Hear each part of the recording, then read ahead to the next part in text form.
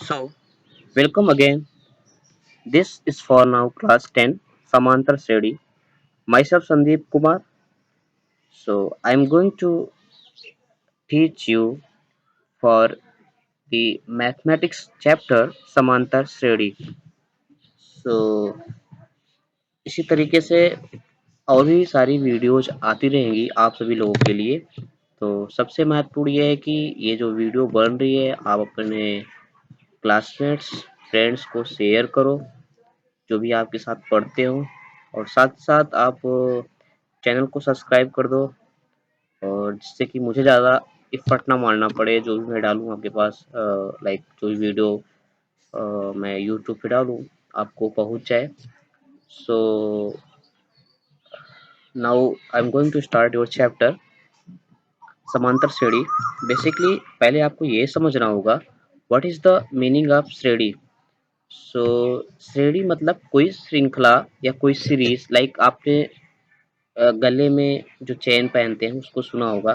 कुछ ऐसे कुछ चेन होती है, ठीक है ना? उस चेन में छोटी-छोटी क्या होती है? कड़ियाँ होती हैं, ठीक है ना? एक-एक पार्ट से वो क्या बनती है? पूरी चेन बनती है, ठीक है ना? इसमें छोटे-छोटे पार्ट होते हैं और उस छोटे-छोटे पार्टों से ही क्या होती है? चेन चेन पूरी बनती है। इसी प्रकार से साइकिल की आप मोस्टली आप लोग तो साइकिल यूज़ करते हो, साइकिल की भी चेन होती है। उसमें भी छोटे-छोटे क्या होते हैं? एलिमेंट्स होते हैं, उन एलिमेंट्स को कंबाइन करके पूरी क्या बन जाती है? चेन बन जाती है। सेम प्रकार से मैथमेटिक्स में भी हम चीज़ों को डिफाइन करते हैं, ठीक है? और मैथमेटिक्स में भी नंबर्स की श्रेणी होती है, डिफरेंट-डिफरेंट टाइप की श्रेणी होती है। सो ऐसे ही आज आप लोगों के लिए एक नया है चैप्टर समांतर श्रेणी। सो firstly, I am going to tell about the what is the basic difference like अनुक्रम वो होता है जैसे लाइक आप कोई भी नंबर ले लो तो वो श्रेणी बन जाएगी 1 2 3 4 1। आप कोई भी नंबर ले लो तो वो श्रेणी होगी 1 10 ठीक 14 ठीक है या फिर इसके बाद ले लो आप 1000 ठीक है ये श्रेणी हो गई या 100 1000 कुछ भी ले लो ठीक है ये क्या हो गई है श्रेणी हो गई। लेकिन इम्पोर्टेंट चीज है यहाँ पे लिखा हुआ है अनुक्रम। अनुक्रम का मतलब ये होता है कि अगर इसमें कुछ आपको फिक्स पैटर्न मिल जाए इसमें कि किस तरीके से कुछ आपसे अगला टर्न पूछा जाए तो आप बता पाओ कि क्या होगा। इस टाइप अगर कोई श्रेणी मिलती है तो उसको बोलते हैं हम क्या है अनुक्रम होती है। तो जो इसी इसी प्रकार से बहुत सारी एक फिक्स श्रेणियाँ होती हैं जो आपको मैथमेटिक्स में पढ़ाई जाती हैं। इसमें ही एक इम्पोर्टेंट श्रेणी है समांतर श्रेणी। सो समांतर श्रेणी बेसिकली क्या होती है जैसे मान लो कि आपको कोई नंबर दिया गया 1 फिर नंबर दिया गया 3 फिर दिया गया 5 फिर दिया गया 7 ठीक है। तो आप अगला टर्म बता सकते हो क्या हो जाएगा यहाँ पे 9 फिर अगला बता सकते हो क्या हो जाएगा 11। आप क्यों बता पाए क्योंकि इसमें कुछ आपको दिख रहा है निश्चित कि यहाँ पे क्या हुआ पहले आपने कितना ऐड करा +2 ठीक है कितना करा +2 फिर कितना ऐड करा +2 ठीक है। तो इस चीज को आप देख के अगला टर्म बता दिया कि यहाँ पे भी क्या हो जाएगा +2 हो जाएगा यहाँ पे कितना हो जाएगा +2 हो जाएगा यहाँ पे कितना हो जाएगा +2। इसी प्रकार से आप आगे क्या करोगे बताते चले जाओगे ठीक है ना। तो जब आपको पता है कि कुछ आप अगले नंबर्स को प्रेडिक्ट कर सकते हो अनुमान लगा सकते हो तो ऐसी चीजों को हम बोलते हैं अनुक्रम। और समांतर श्रेणी वह श्रेणी होती है जिसमें दो टर्मों के बीच का आपको डिफरेंस क्या हो पता हो ठीक है ना या इन दो टर्मों के बीच में कोई एक क्या हो फिक्स डिफरेंस हो। जैसे यहाँ पे 3 और 1 के बीच में डिफरेंस कितना है 2 का है यहाँ भी कितने का है 2 का है यहाँ भी कितने का है 2 का है और यहाँ भी कितने का है 7 और 9 के बीच में भी कितने का है 2 का है।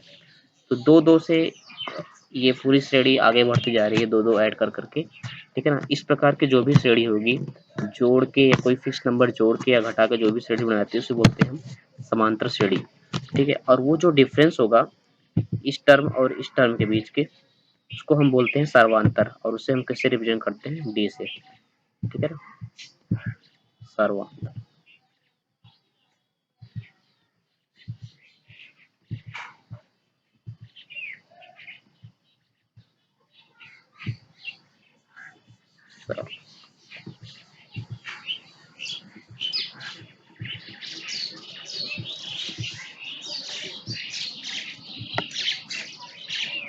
मुझे लिखने में बहुत टाइम लग रहा हो तो बेहतर है कि, इसीलिए मैंने पहले से कुछ चीजें उठाई हुई हैं। मेरे पास कोई ऐसा पैड नहीं है कि जिससे फास्ट राइटिंग कर सकूं, लेकिन कोई बात नहीं, ठीक है। अब आपको दो चीजें पता चल गई कि एक तो डिफरेंस, जो डिफरेंस होता है समांतर श्रेणी में उसको हम क्या बोलते हैं, डी, सार्वंतर बोलते हैं, ठीक है ना। इसी डिफरेंस की हेल्प से आप अगले टर्म को क्या कर पाते हो, प्रेडिक्ट कर पाते हो, ठीक है। तो मान लो कि पहला टर्म, जैसे यहाँ पे पहला टर्म क्या है, 1 है, तो इसमें दो जोड़ दिया तो कितना आ गया, 3, फिर दो जोड़ा तो 5, फिर दो जोड़ा तो 7, फिर दो जोड़ दिया तो 9। अगर ऐसे ही कोई टर्म ए होगा, ठीक है, तो अगला टर्म क्या हो जाएगा, ए प्लस डी, ठीक है। और उसके अगला टर्म क्या हो जाएगा, ए प्लस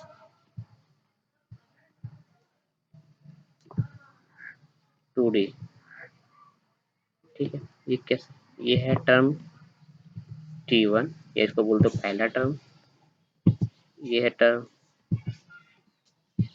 T2, ये है टर्म T3, ठीक है।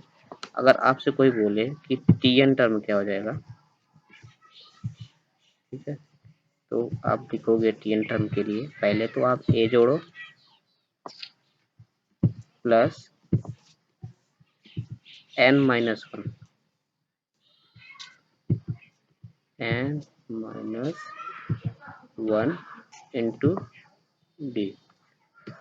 देखो यहाँ पे ए है तो हमने कोई डी नहीं जोड़ा, जब T2 टर्म की बात करते हैं तो एक डी जोड़ रहे हैं हम, T3 टर्म की बात कर रहे हैं तो दो डी जोड़ रहे हैं, तो अगर हम nवे टर्म की बात करेंगे तो n-1 डी जोड़ेंगे, इसलिए उसका फार्मूला क्या हो जाएगा, a प्लस n-1 डी, ठीक।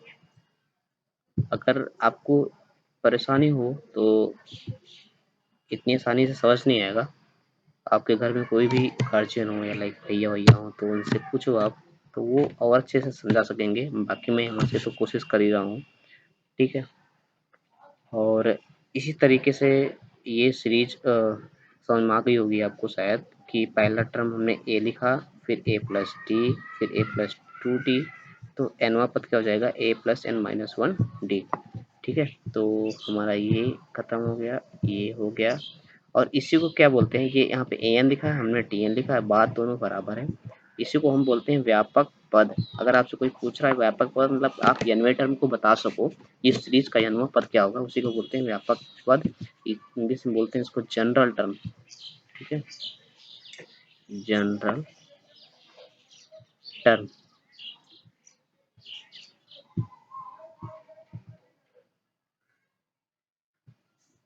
ठीक है। सो अब इसके आगे ये है कि आप, अब आपको सीरीज मान लो कि 1+3+5+7+9+11+13 दिया हुआ, उसका आपको योगफल करना है, तो इसके लिए भी फार्मूला दिया हुआ है, इसको मैं आगे एक्सप्लेन करूंगा। इस फार्मूले को डायरेक्ट आप याद कर लो, n/2 two a plus n-1 into d, simple आपको वैल्यूज रखनी है और उस वैल्यूज के हिसाब से आपको ये निकालना है कि कैसे योगफल होगा। आपको वैल्यू पुट करनी है, आपको समझना है बस ए कितना है, डी कितना है और एन की वैल्यू कितनी है, आप एन पदों का योगफल निकाल लोगे। और एक फार्मूला और भी है कि ए प्लस एल दिया हुआ है, मतलब ए मतलब होता है आपका पहला टर्म, एल होता है आपका अंतिम टर्म, उसको आप ऐड करके n/2 कर दो तो भी n पद का क्या हो जाएगा, योगफल हो जाएगा। सो सिमिलर मैनर्स में ये सारे पॉइंट दिए हुए हैं, मैं इसको आपको अंत में समझा दूंगा। इससे पहले मैं आपको कुछ क्वेश्चंस की प्रैक्टिस कराता हूँ, तो आपको ज़्यादा अच्छा आइडिया लगेगा कि कैसे करने हैं ये सारे question. Now see the example, this example. इसमें हमें ये चेक करना है कि जो भी सीरीज दी हुई है वो समांतर श्रेणी है कि नहीं है, ठीक है। और उसके अगले दो पद लिखने हैं। जैसा कि पहला क्वेश्चन देखो आप, 4 सीरीज दे रखी है, 4, 10, 16 एंड 22। तो आप देखो कि चेक कैसे करोगे आप कि ये मतलब समांतर श्रेणी है कि नहीं। समांतर श्रेणी चेक करने के लिए आप सबसे पहले चेक करोगे किसकी, डी की वैल्यू चेक करो। हर टर्म में डी की वैल्यू कितना है। अगर आप 10 में से 4 घटाओगे, ठीक है, 10 में से 4 घटाओगे, यानी अगर आप क्या करो,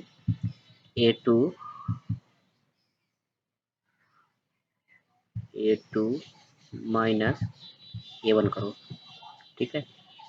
तो A2 माइनस A1 कितना हो जाएगा, 10 माइनस 4 कितना हुआ, 10 माइनस 4 इज इक्वल टू 6। तो यहाँ पे डी की वैल्यू कितनी आ गई, 6 आ गई। सेम सिमिलर मैनर में आप 16 में से 10 घटाओगे कितना आएगा, 16 में से 10 घटाओगे तो कितना आएगा, 6 आएगा। फिर से 6 आ गया। फिर 22 में 16 घटाओगे, फिर से 6 आ गया। तो आप जब चेक करो तो तीनों बार कितना आया, 6 6।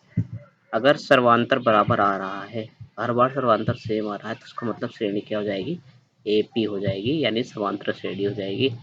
समांतर श्रेणी, what is the meaning of AP, note down here, this is known as arithmetic, a I sorry, this is known as arithmetic progression, okay. सो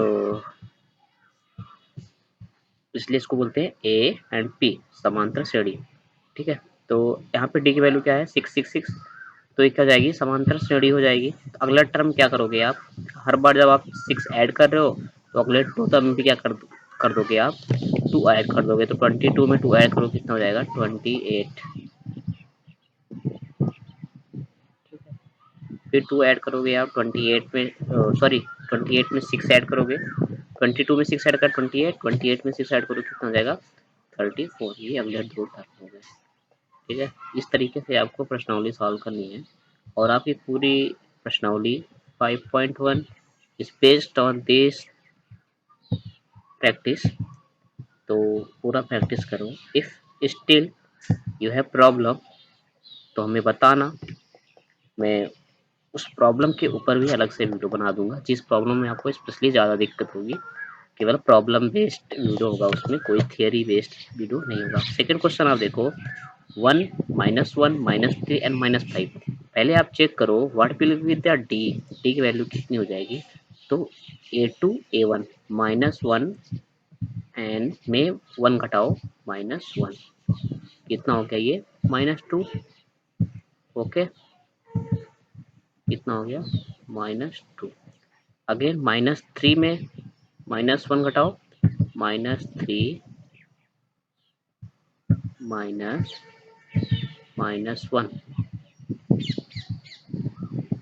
कितना हो गया, ये कितना हो जाएगा, प्लस हो जाएगा। तो -3 प्लस 1 इक्वल टू कितना हो गया, -2। अगेन -5 -3, -5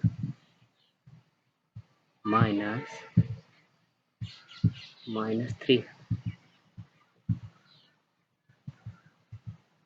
कितना हो जाएगा, -5। और यहाँ पे माइनस, यहाँ पे माइनस, माइनस माइनस क्या हो जाएगा, यहाँ पे प्लस, -5 + 3 इक्वल टू -2। सो हर बार देखोगे आप जो अगले दो पद हैं, -1 और 1 का भी डिफरेंस 2 है, -1 का डिफरेंस -2 है, -5 और -3 का डिफरेंस भी कितना है, -2। तो हर बार सर्वांतर क्या आ रहा है, सेम आ रहा है। दिस इज नोन एज सर्वांतर डी, ओके। अगर सर्वांतर सेम आ रहा है इसका मतलब क्या हो जाएगा, ये एपी हो जाएगा, ठीक है। और अगले दो टर्म को कैसे निकालोगे आप, -5 में -2 क्या करोगे, आप ऐड करोगे, ठीक है ना। तो -5 में आप ऐड करोगे सर्वांतर डी, और डी सर्वांतर कितना है -2।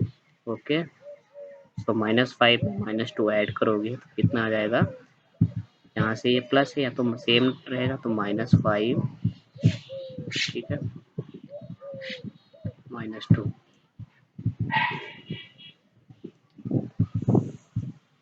कितना हो जाएगा ये -7, ठीक है, यहाँ पे कितना हो जाएगा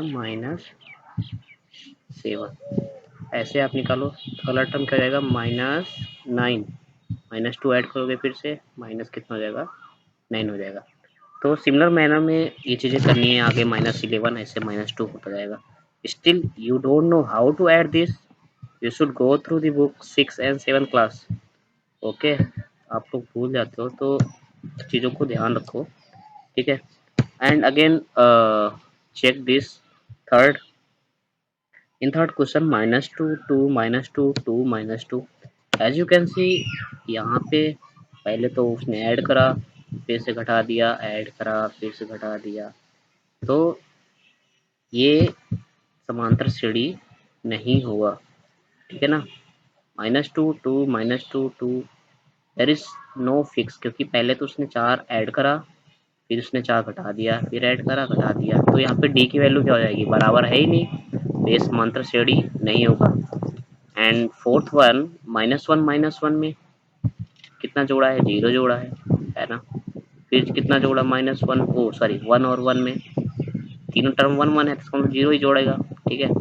तो अगले फिर देखो कितना आ गया, 2 आ गया, तो यहाँ पे कितना जोड़ा होगा 1, तो यहीं से देखो यहाँ पे 0 जोड़ रहा है, यहाँ पे 0 जोड़ रहा है तो यहाँ पे 1 जोड़ दिया, तो मतलब डी की वैल्यू क्या हो गई, सेम नहीं हुई। डी की वैल्यू सब में सेम होनी चाहिए, तो ये क्या हो जाएगा, समांतर श्रेणी नहीं होगा, ठीक है।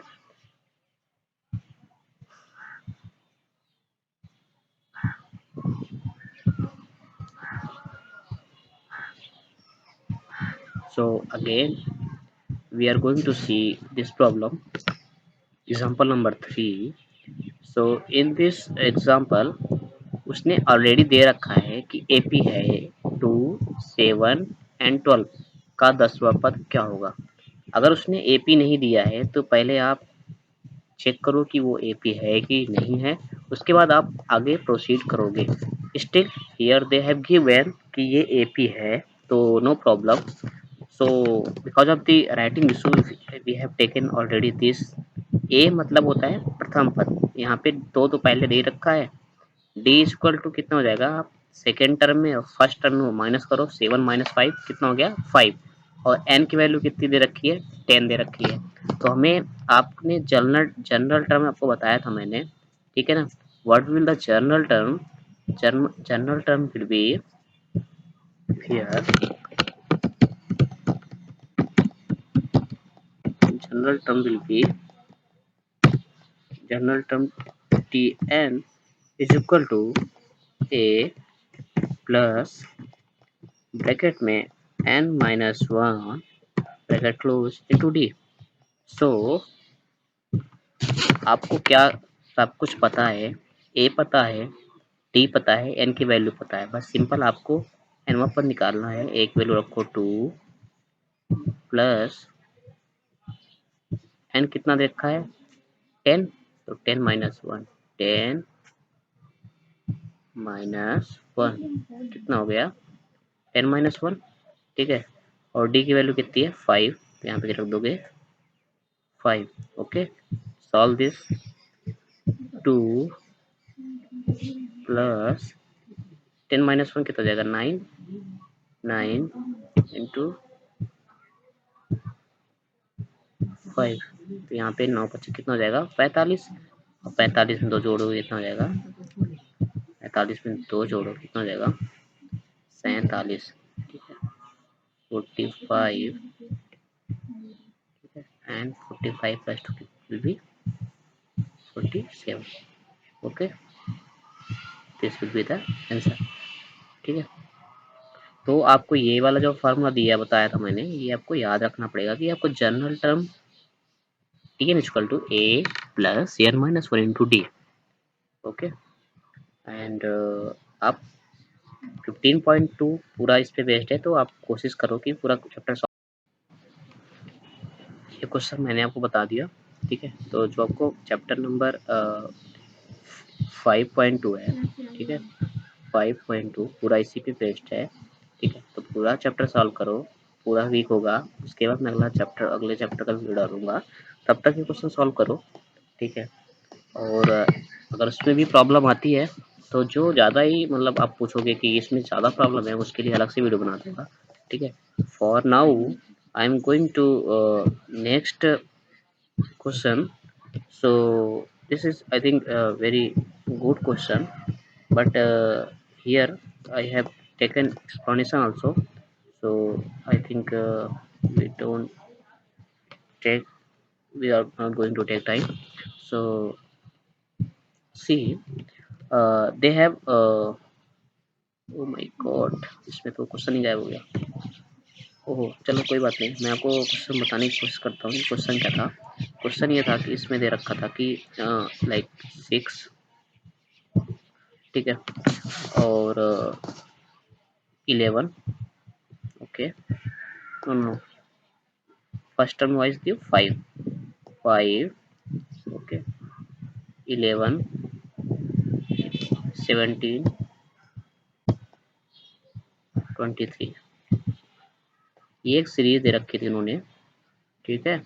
अब उन्होंने क्या कहा कि इस सीरीज में उन्होंने बोला कि 301 कोई नंबर है, तो आपको ये पता करना है क्या वो ये सीरीज में वो 301 नंबर एग्जिस्ट करता है कि नहीं करता है, ठीक है। अभी आपने कुछ सीरीज पढ़ी नहीं और आपको ये सीरीज दे दी, तो आप कैसे चेक करोगे ये नंबर एग्जिस्ट करेगा कि नहीं? थोड़ा वीडियो को पॉज करो, थोड़ा देर सोचो, फिर उसके बाद कोशिश करो, बाकी तो मैं बता ही रहा हूँ। Pause the video and think about it. So now पहले तो जो सीरीज दे रखी है आप चेक करो कि वो सीरीज एपी है या नहीं है। तो एपी को चेक करने के लिए पहले आप इसमें से इसमें माइनस करो, 11 माइनस 5 विल बी 6, फिर इसमें से इसमें माइनस करो, 17 माइनस 11 विल बी 6, एंड फिर इसमें से इसमें माइनस करो, 23 माइनस 16 विल बी 6, यानी this series is the AP. So AP अगर ये है तो इसका मतलब आप एक काम तो कर ही सकते हो कि इसमें एपी वाले फार्मूले से आपको प्रोसीड कर सकते हो, ठीक है। मान लिया कि 301 कोई जन्मा पद है, क्या करा हमने, 301 कोई जन्मा पद मान लिया हमने, ठीक है ना। अब उस 96 पद की हेल्प से हम सेम फॉर्मूला लगाएंगे, आपको बता रखा है कि आप फॉर्मूले को याद कर लो, a plus n minus 1 into D. यहाँ पे आपको ए पता है, डी पता है और एनवा पद पता है, हमको एन फाइंड आउट करना है, ठीक है ना।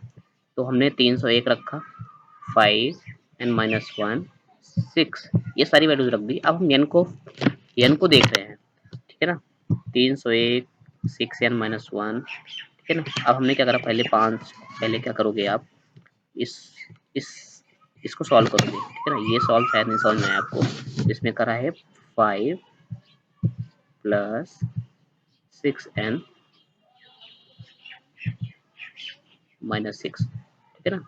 तो ये -6 और ये जो 5 है ये कितना हो जाएगा, -1, तो ये टर्म लिखी हुई है यहाँ पे 6n माइनस 1, तो ये चीज लिखी हुई है 6n माइनस 1। अब ये माइनस इधर जाएगा, कितना हो जाएगा, 302, 302 बटे 6। आप इसको भाग करोगे 302 बटे 6 को तो 151 बटे 3 आएगा। स्टिल इट, यह कोई पूर्णांक नहीं होने वाला, यह कोई कुछ दशमलव में कुछ नंबर आएगा, लगभग 50 पॉइंट समथिंग कुछ आएगा, ओके, 50 पॉइंट, हाँ 0 3 या लाइक नो नो 50.33 करके कुछ नंबर होगा, ठीक है ना। अब मैं बोलूँ कि जो 50.33 वहाँ पद होगा वो 301 होगा, क्या ये पॉसिबल है? नहीं पॉसिबल है। क्यों नहीं पॉसिबल है? आप बोलते हो कि पहला टर्म, दूसरा टर्म, तीसरा टर्म, चौथा टर्म या वह पद, ठीक है ना, चौथवा पद या फिर चौथा पद, पांचवा पद, ठीक है। सो आप जब देखते हो तो जो टर्म होते हैं वो पूर्णांक होते हैं, 1 2 3 4, कोई नंबर दशमलव में है क्या यहाँ पे, ठीक है। जन की वैल्यू हमेशा इस तरीके का कोई नंबर होना चाहिए, 1 2 3 4 5 एंड सो ऑन, कोई भी फ्रैक्शन में नहीं होना चाहिए, या कोई भी भिन्न में नहीं होना चाहिए, या कोई दशमलव में कोई नंबर नहीं होना चाहिए। लेकिन यहाँ पे क्या आ रहा है, दशमलव में नंबर आ रहा है। इसका मतलब 301 क्या करता है, एग्जिस्ट ही नहीं करता उस सीरीज में। ठीक है ना, बात समझ में आई। n की वैल्यू चूंकि दशमलव में है, जबकि n क्या होना चाहिए, पूर्णांक होना चाहिए। अगर n पूर्णांक होता तो इसका मतलब इस सीरीज में 301 होगा। चूंकि n का वैल्यू पूर्णांक नहीं आ रहा है, इसका मतलब 301 इस सीरीज में एग्जिस्ट नहीं करता। So I am going to next question.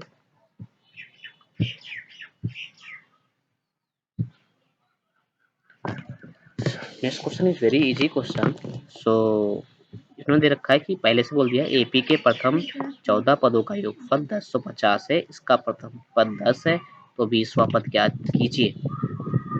Okay, सो पहले तो आप एपी का फॉर्मूला नोट डाउन करो। वैसे भी मैंने आपको बता दिया कि एपी का उनका सम का फॉर्मूला क्या होगा। That will be the S one is equal to n by 2 n by 2 2a plus bracket में n minus 1 again n minus 1 again into d। ठीक है, एंड 1 ब्रैकेट मोर। ठीक है, ये तो होता फॉर्मूला आपका एस एन के लिए। सो आपको पहले क्या फाइंड आउट करना है कि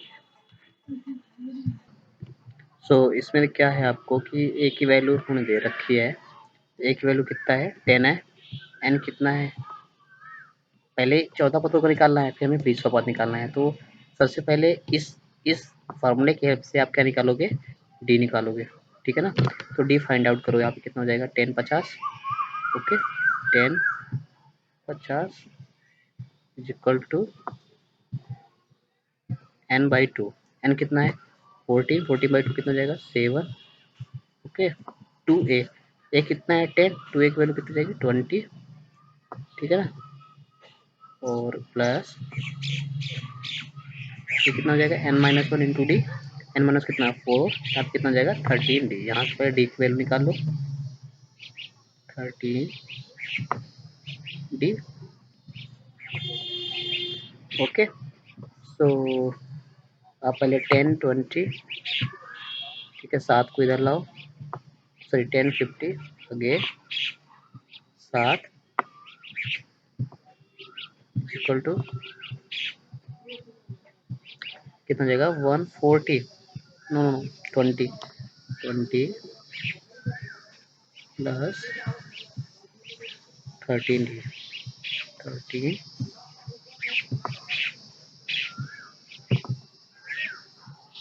डी।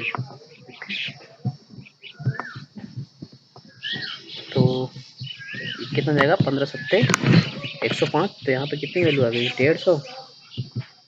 नो, हाँ 15। Okay okay, 150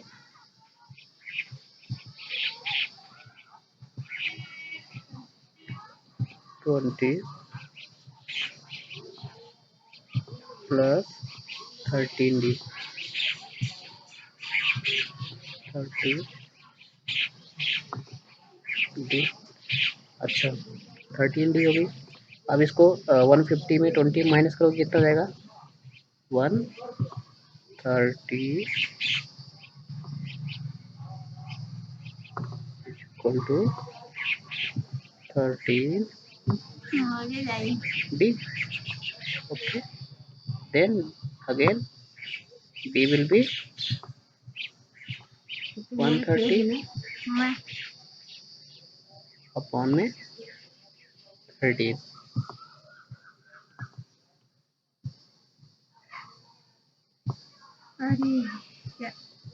equal to 10।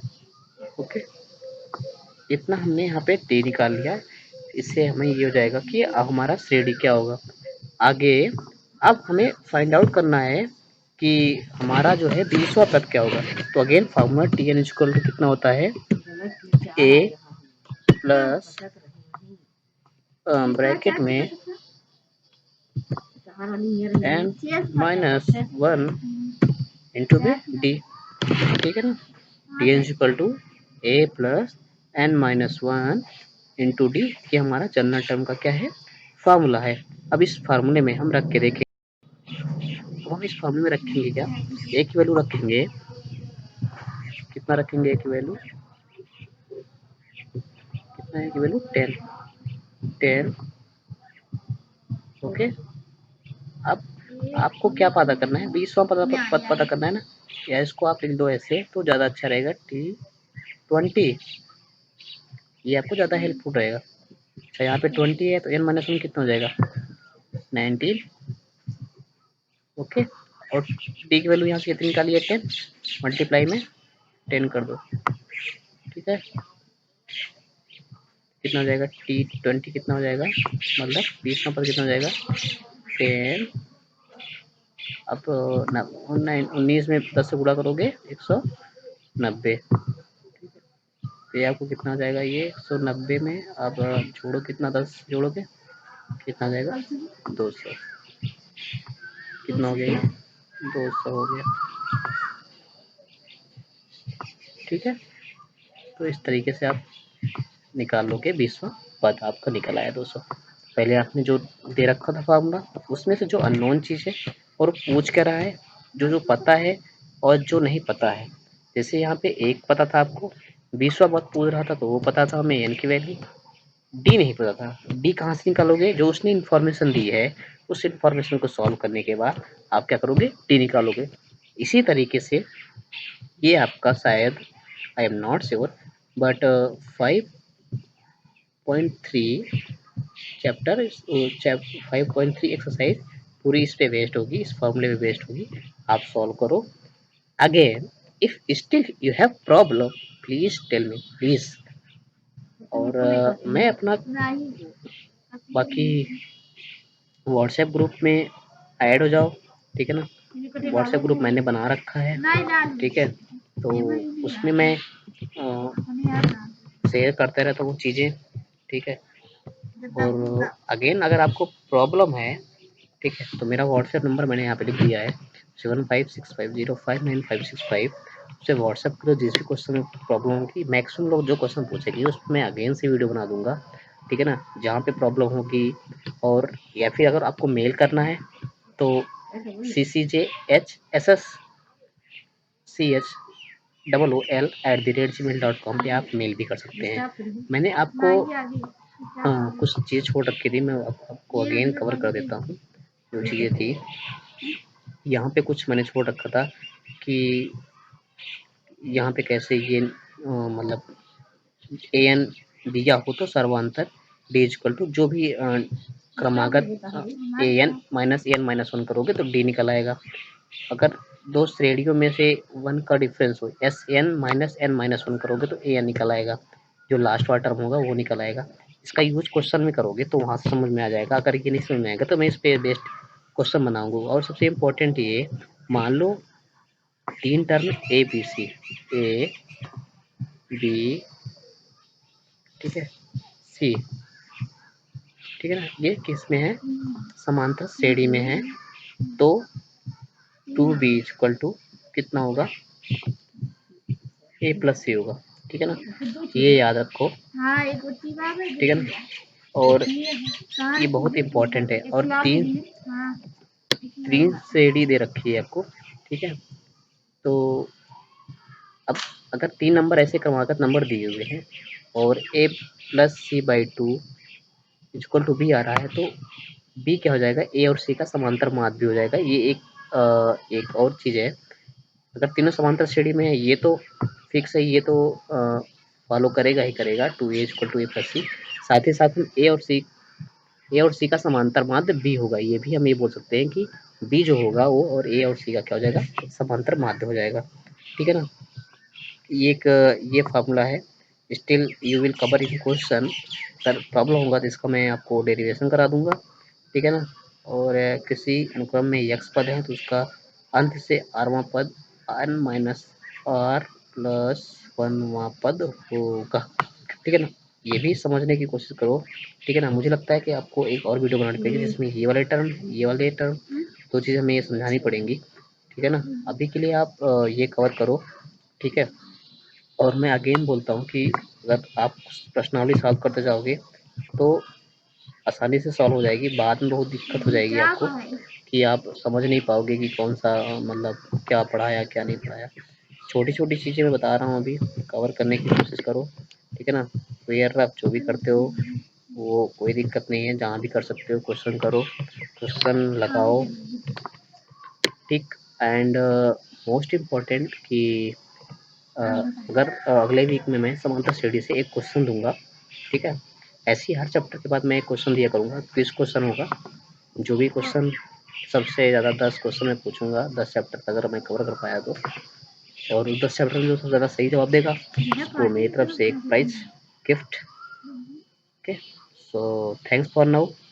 For more videos subscribe this is my channel. So आप सब्सक्राइब भी कर सकते हो। और अगेन अपने फ्रेंड्स स्कूलमेट्स को शेयर करो, उनको बोलो कि व्हाट्सएप ग्रुप बन चुका है, ऐड हो जाए, जिससे मैं और भी कंटेंट आपको और लेवल करा सकूँ। सो thanks for now, good luck, stay safe, stay home, thank you.